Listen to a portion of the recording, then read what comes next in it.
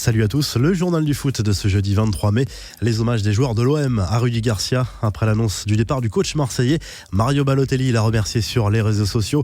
Cela a été un honneur de jouer pour toi. Qui sait, peut-être qu'un jour je serai encore ton joueur, a écrit le buteur italien. Florian Thauvin s'est montré plus sobre. Coach, je vous remercie pour ces 2 ans et demi à vos côtés. Je vous souhaite une bonne continuation et le meilleur pour la suite, a confié le champion du monde sur Instagram.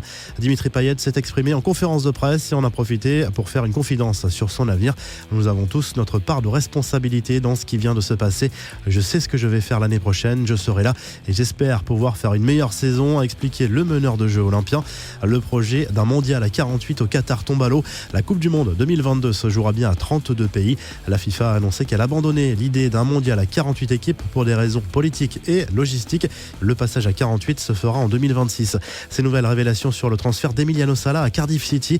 Dans le documentaire Emiliano Sala, les secrets d'un destin brisé, diffusé mercredi sur la chaîne L'Équipe, on découvre un message vocal de l'Argentin assez proche datant du 6 janvier. Il y exprime sa rancœur envers Valdemar Kita, le président du FC Nantes, qui selon lui ne s'intéresse qu'à l'argent. On comprend que le joueur n'était pas vraiment enthousiaste à l'idée de rejoindre le club gallois. Valdemar Kita, lui, se défend d'avoir obligé son joueur à partir. Les infos et rumeurs du mercato, Luka Modric devrait finalement rester au Real Madrid cet été, malgré l'intérêt de l'Inter. D'après Marca, une clause spéciale était prévue dans son contrat pour que son bail soit automatiquement prolongé en cas de victoire du Ballon d'Or. Kevin Strootman, lui, pourrait rebondir en Première Ligue.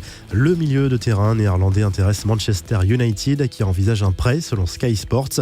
Quelques infos en bref et en images. Absent des festivités pour le titre de champion de France, Adrien Rabiot a posé avec le trophée de champion sur les réseaux sociaux. Pris en grippe par une partie du public parisien, le joueur n'a pas échappé aux critiques. Le PSG refuse le cadeau du Stade de Reims qui avait promis d'offrir du champagne à tous les champions du monde de passage dans son stade. Kylian Mbappé, Alphonse Areola et Presnel Kimpembe n'auront pas le droit à ce cadeau pétillant. En réalité, les dirigeants parisiens n'ont pas voulu que les joueurs soient associés à une marque de champagne différente de celle qui est partenaire du club parisien. Nouveau maillot pour l'Atlético Madrid, pas de gros changements si ce n'est la présence de bandes rouges et blanches sur les manches. Le FC Nantes a également présenté son nouveau maillot avec le retour des traditionnelles bandes jaunes et vertes, mais c'est plutôt le nouveau logo du club qui ne plaît pas aux supporters. Exit les étoiles célébrant les titres de champion notamment. Enfin, voici la liste de nos espoirs qui disputeront l'Euro en Italie à partir du 18 juin. Alan Saint-Maximin et Maxime Lopez ne sont que réservistes. La revue de presse en Italie, la Gazette dello Sport fait le point sur le mercato estival de la Juve et de l'Inter et assure notamment que Marquinhos pourrait rejoindre la vieille dame cet été. Tuttosport confirme que Maurizio Sarri est en pôle pour succéder à Massimiliano Allegri sur le banc de la Juve. En Espagne, Le Mundo Deportivo fait le point sur l'arrivée d'un numéro 9 pour venir épauler Suarez. Ben Yedder fait partie de la shortlist. Vinicius Junior est à la une de Marca.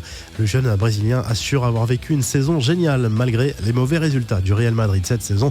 Vous retrouvez toute l'actu foot sur topmercato.com et à très vite pour un nouveau journal du foot.